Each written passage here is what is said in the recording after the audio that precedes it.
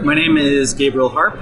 I am a partner with the artists-led think tank CoClimate, which is a research and design studio whose goal is to engage people in their essential questions around climate change.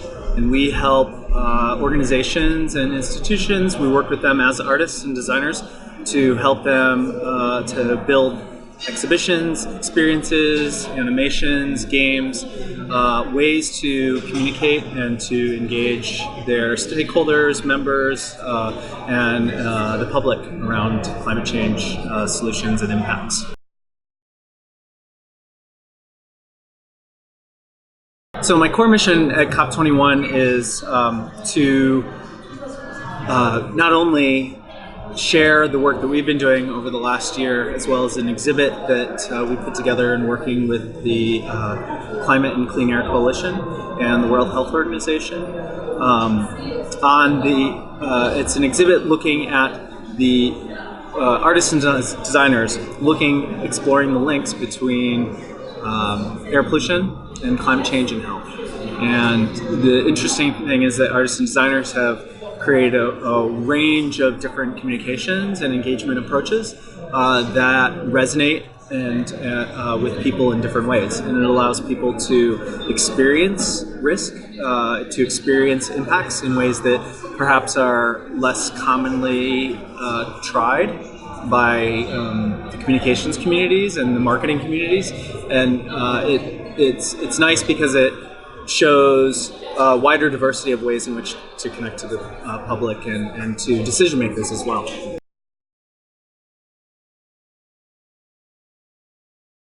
So we started CoClimate as it's a think tank led by artists to explore, to do research using not only social science but tools of art, design, architecture, to engage a broader array of senses. And so we have been working to develop communications tools and techniques to help organizations and groups develop their plans and strategy for communications and engagement using insights from psychological research, sociological research, anthropology to help us identify better ways to connect and coordinate activities with others. And they take the form of doing mapping of that process, the form of sharing out new ideas and tactics for research or for understanding and recognizing the diversity of people's psychological dispositions or experiences or capabilities or capacities that are out there in the world. And in particular, the way that culture affects the ways that people not only recognize and perceive risk, but how they identify what does and does not count as a solution. And so we see visual communication and experiences as a strong key to that. And we try to transform research into visual experiences and communications that are legible to a variety of different worldviews.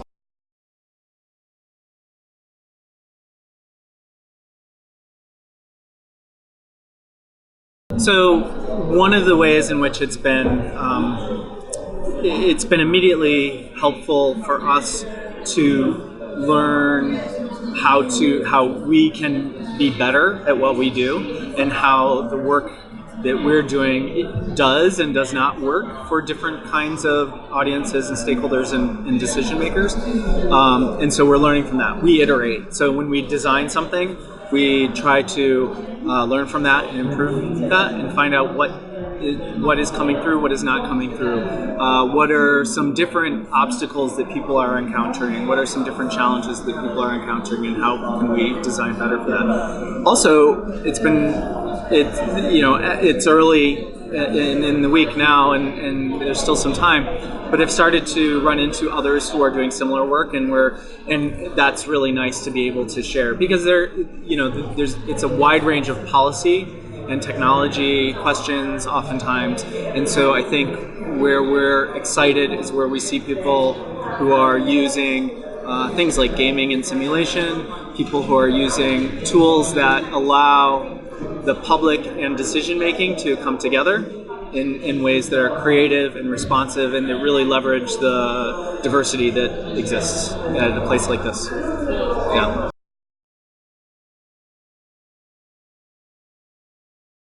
I think one of the biggest challenges that we face is that many institutions who aren't arts and culture institutions in the world don't have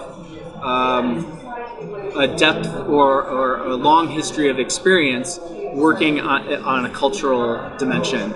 And the challenge is oftentimes learning how to work in that capacity to engage people on a cultural level, to engage people with their senses, to engage people with their hearts, and rather than just through their minds, just through the idea that if we communicate science or if we communicate policy, that people will respond automatically.